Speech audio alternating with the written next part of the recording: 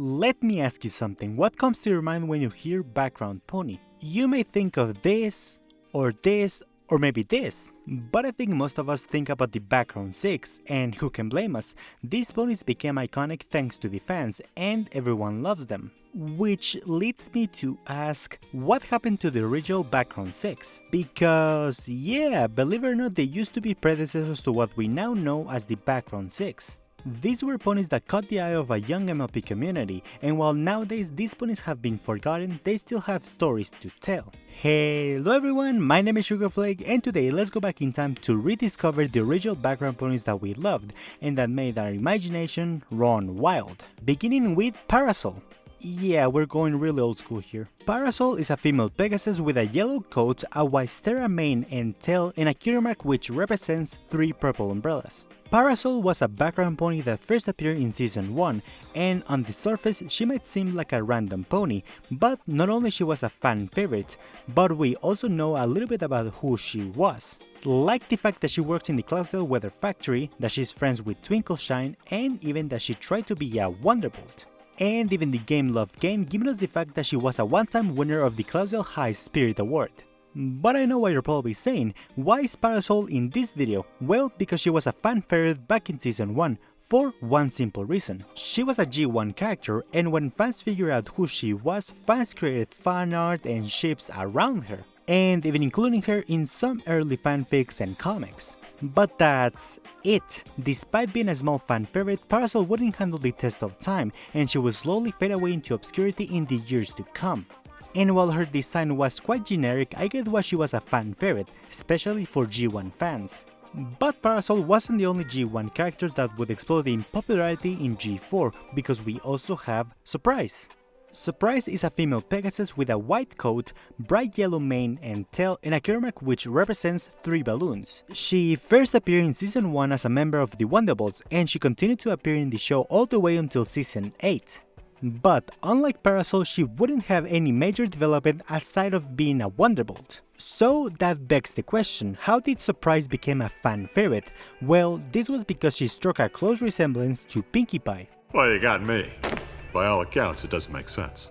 Which sparked a bunch of theories and speculation surrounding the two of them. But when Surprise really struck the peak of her popularity was in 2011, when people made art of her without her Wonderbolt uniform.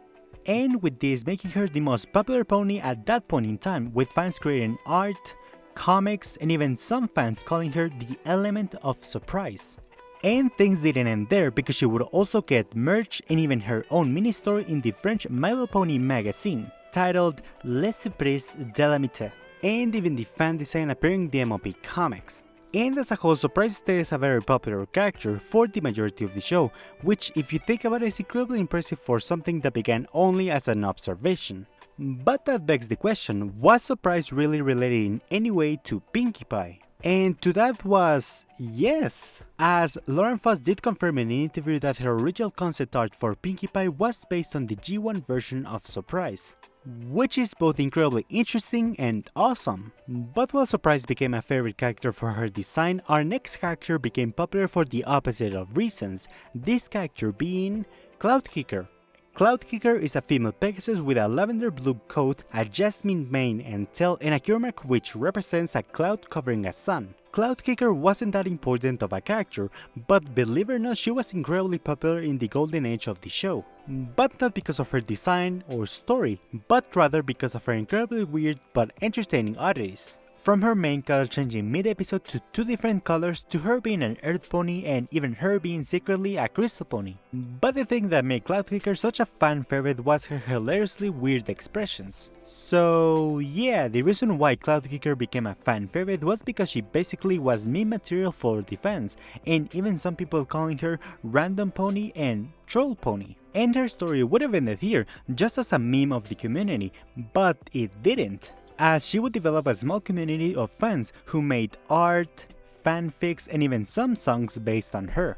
And even giving her a ship between her and Blossomforth, who was another early fan favorite pony at the time, and later even getting some pieces of merch. And despite Cloudkicker beginning as a meme, I'm happy that at the end she did find a small community of people who made her more than a background pony.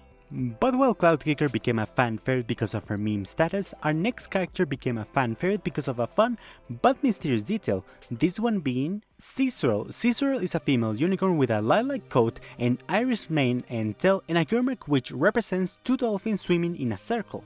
Swirl on the surface was just another background pony, so you might be wondering how did she become popular?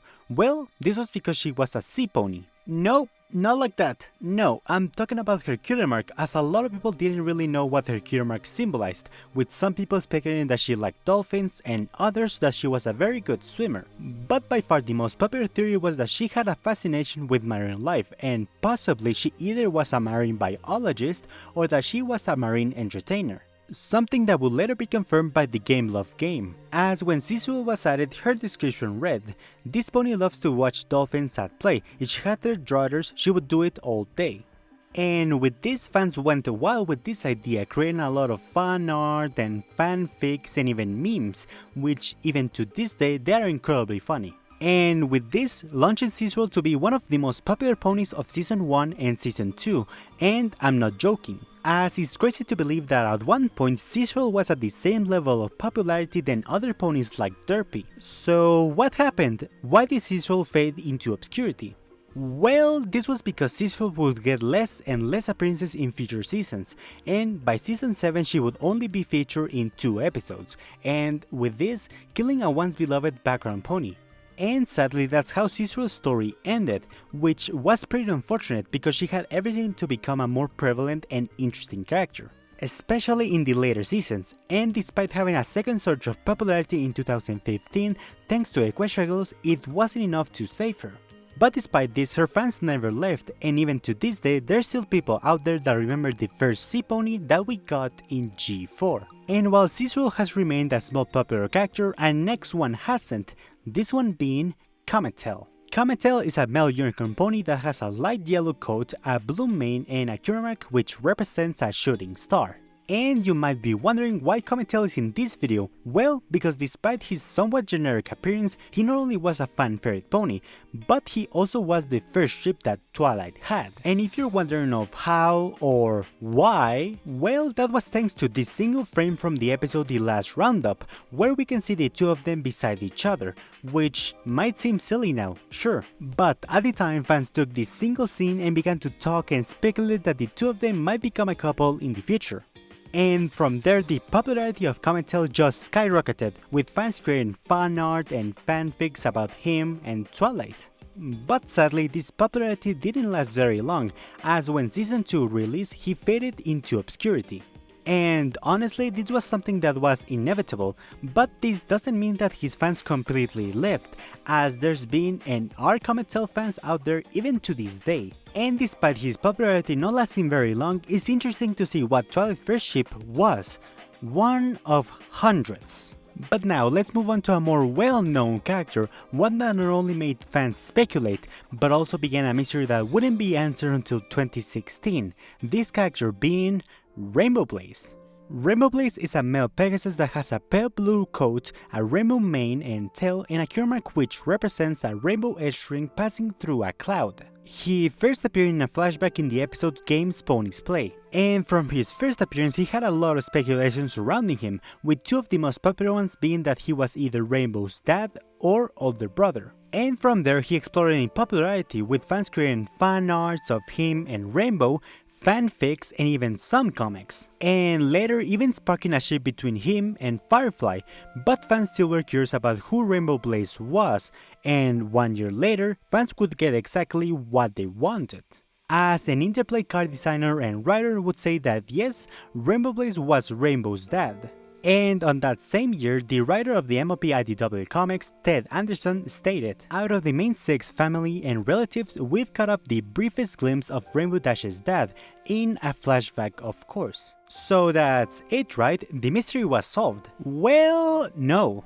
As Rainbow Blaze wasn't Rainbow Dash's dad, and a very common misconception surrounding him is that he was an early design for Bao Hothoof, which he isn't, he's his own separate character, for 3 simple reasons. 1. They don't have the same cutie mark. 2. They are separate characters in the Game Love game, and 3. This was already confirmed back in 2016. As on July 10, 2016, Jim Miller stated that we've never met Rainbow Dash's parents. And in the same year, in the convention Middle Equestria in Poland, My Little Pony character designer Kora Koshika replied to a fan this. So, if not siblings, we will see Rainbow Dash parents, or have you already appeared in some episode? I don't think any character that could be described as Rainbow Dash's parents have appeared yet. I can't comment to whether they will appear in the future. I hope so. I hope so. How about her dad? There was an episode with the Olympics, and she was like on top of some pony head. No, that wasn't the dad. Okay, good to know. And finally, on September 14, 2016, the Interplay official Twitter account stated, "Who said Rainbow Blaze is Rainbow Dash's father?" We just heavily implied it. And with this, the mystery behind Rainbow Blaze ended, and this also went to his popularity, as right after this statement was made, he faded into obscurity. Which just begs the question of who Rainbow Blaze actually was, and why he looked very similar to Rainbow. And the answer to that actually may come from the MLP Game Love game, as in his description it says, Rainbow Dash looked up to this gifted flyer ever since she was a filly, sometimes literally, he was up in the sky a lot back then. This description makes Rainbow Blaze to be either someone who is related to Rainbow, like a cousin, or maybe even an idol of hers. And my personal headcanon is that Rainbow Blaze originally was Rainbow Dash's coach, and he was the one who taught her how to fly. But that's just me, and again, what made Rainbow Blaze so interesting was that he could possibly be Rainbow Dash's dad, and sadly, that also was his downfall. But while Rainbow Blaze was forgotten because of who he wasn't, our next character faded away because he couldn't keep up with the characters that were around him, this character being Neon Light. Neon Light is a male unicorn that has a bluish-gray coat, dark gray mane and tail, and a cure mark which represents 3 white stars. Neon Light first appeared in the episode The Mysterious Mare Duel, but he wouldn't become a fan favorite until the episode Sweet and Elite, where we saw him in his iconic jacket and glasses look, and despite being a very simple change, it was one that launched him to become a fan favorite character, inspiring fan arts, appearances in old MLP music videos and fan animations, and even having some merch. But the thing that he had the most was ships, specifically with Vinyl, which was one of the first popular ships she had. And even when that ship got dropped for Octavia and Vinyl, he still was a popular and key character in that trio, so it begs the question, how a once loved character disappeared from the fandom? Well, he didn't. So, what happened? Well, this was simply because his iconic look only appeared in 2 episodes, so despite being a very prominent character in the fandom until 2014, not a lot of fans recognized him after his premiere episode because his design looks so generic, and even some fans thought that he was removed entirely from the show. But nope. He stayed in the show until season 9, and sadly that's how Neon Light's story ended, which is a shame for a character that was so prevalent in the golden age of G4. And while he wasn't completely forgotten, he deserved so much better, which sadly is the same thing that I could say for our final character, this one being Junebug. Junebug is a female earth pony that has a dark chartreuse coat, a 2-tone orange mane and tail, and a cure mark which represents 3 leaf springs. She first appeared in season 2 in the episode Secret of My Excess, where she wished Spike a happy birthday. Junebug was a pony that became an instant fan favorite for a lot of reasons. Some fans liked her design, others her cute voice. Happy birthday, Spike! Aren't you gonna give me something? You know, like a birthday present? I don't have anything. And others the unique color scheme she had at the time. And with this inspiring a lot of fans to create fan art, early comics and jokes, and even being one of the earliest fan favorite background ponies to actually speak, and even being developed by fans in early fanfics, with fans making her a shy but caring pony. And later fans would even turn her into Carrot Top's cousin, and even inspiring a ship between her and Roselock. So what happened? Well, it was because of the circumstances she got introduced in the show. Okay, let me explain. Junebug was introduced at the midpoint of Season 2. At the time, fans already had been introduced to enough background ponies to work with. From Bladder's obsession with humans to Vinyl and Octavia being roommates and beginning their relationship. And it didn't help that the Derbygate scandal was taking place at this time. So despite Junebug appearing in the later seasons, she would never get the same attention she originally had, and finally fading into obscurity. But despite Junebug's unfortunate fate, she still had appearances in MLP media, like for example, the Game Love Game, where you could get her in an event, as well as some other fan favorite ponies like Nurse Redheart, Daisy, Lily, Berry Punch, and even some that we've seen in this video, like Comet. Or what about having one of the most overpowered cards in the entirety of the MLP TCG game? And of course the infamous Mini Pony, which is sad that this is what fans remember Junebug for nowadays. And as a whole, that's something that I could say for all the background ponies in this video. While not all of them are completely forgotten, it's sad to see that a lot of these once beloved characters faded into obscurity, and while some of them were inevitable, there are others that deserve so much better. So you know what? That's what I'll do. I'll make an MLP fan club around the best sea pony of them all. And we'll make her the best. We'll make Swirl great again.